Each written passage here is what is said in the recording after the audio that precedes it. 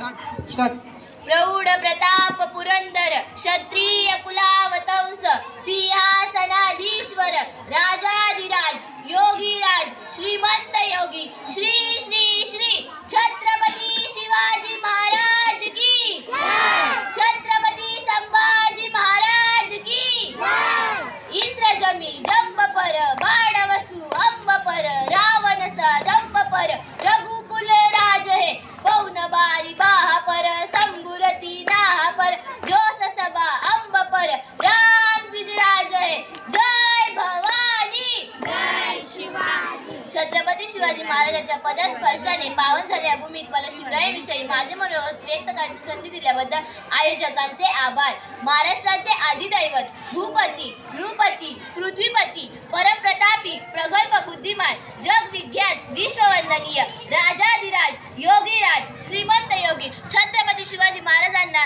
या जिजाऊच्या लेकीचा मानाचा मुजरा। छत्रपती शिवाजी महाराज की हे शब्द कानावर पडतात ज्याच्या मुखातून आपोआपच जय बाहेर पडते, रक्त सळसळते, छाती अभिमानाने फुगते, अंगावर सरकन काटा येतो। अशा मराठमोळ्या बंधू आणि भगिनींनो, मी धनश्री जितेंद्र पगारे आज आपल्या समोर एक अशा महापुरुषाची गाथा उलगणार आहे ज्याचा मलाच तुम्हाला नव्हे तर संपूर्ण देशाला अभिमान आहे। विजयासारखी तलवार चालून गेला, निधड्या छातीने हिंदुस्तान हलून गेला, वाघ नखाने अफजल खानाचा कोतळा फाडून गेला, ज्याला स्वर्गात गेल्यावर देवाने झुकून मुजरा केला, असा मर्द मराठा शिवबा होऊन गेला, असा मर्द मराठा शिवबा होऊन गेला। शिवछत्रपती हे नाव भारतातच नव्हे तर संपूर्ण जगाच्या कानाकोपऱ्यापर्यंत सर्वत्र पसरले आहे। कोण होते हे शिवाजी, असे कोणते काम त्यांनी केले की आजही त्यांच्या नावाचा जय जयकार सगळीकडे होतोय। अहो, इथल्या लोकांना तर सोडच, पण इथल्या दऱ्याखोऱ्यांना जरी विचारले की छत्रपती शिवाजी महाराज कोण होते तर ते सांगतील रुद्राचा अवतार तो वाघाचा ठसा होता, रुद्राचा अवतार तो वाघाचा ठसा होता। विचारा त्या सह्याद्रीला आणि विचारा त्या सागरी लहरींना माझा शिवबा कसा होता, माझा शिवबा कसा होता।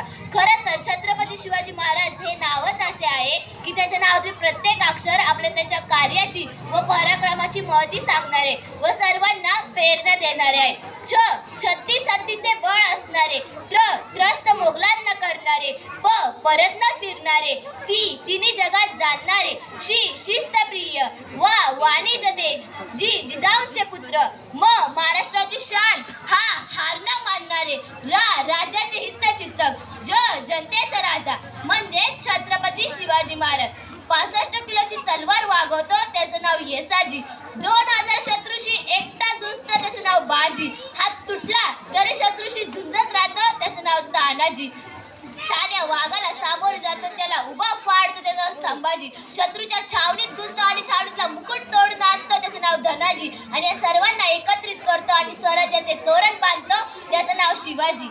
अनेक लोक सांगतात की प्रेमाचं प्रतीक ताजमहल आग्राचं नाही हो, प्रेमाचं प्रतीक कशाला म्हटलं जातं? जावं त्या सह्याद्रीमध्ये उभारलेले घारगोट आणि त्या घारगोटांवरती सांडलेलं आमच्या मावळ्यांचं रक्त हे सगळ्यात मोठं मराठ्यांचं प्रेमाचं प्रतीक आहे। असं काय दिलं की माणसं महाराजांसाठी मरायला तयार व्हायची? आज कोण कोणाला स्वतःची गाडी देत नाही। महाराजांसाठी कालीन काळातल्या मावळ्यांनी जीव दिला हो। महाराज सांगायचे जा तानाजी, माणसं मरायचे हो महाराजांच्या शब्दासाठी। काय काय संस्कार दिले असतील, पण त्याच्या पाठीमागे एक गोष्ट आहे, महाराजांनी जे राज्य उभारलं त्या राज्याचं नाव काय? स्वराज्य। स्व म्हणजे माझं राज्य, आणि या रयत्यातल्या प्रत्येक माणसानं नाव घ्यावं स्वराज्य। स्व म्हणजे माझं राज्य, नाव घ्यावं, प्रत्येकाला वाटावं की हे माझं राज्य। अरे तुला वाटतंय ना तुझं राज्य, तर स्वतःच्या राज्यासाठी स्वतः लढ।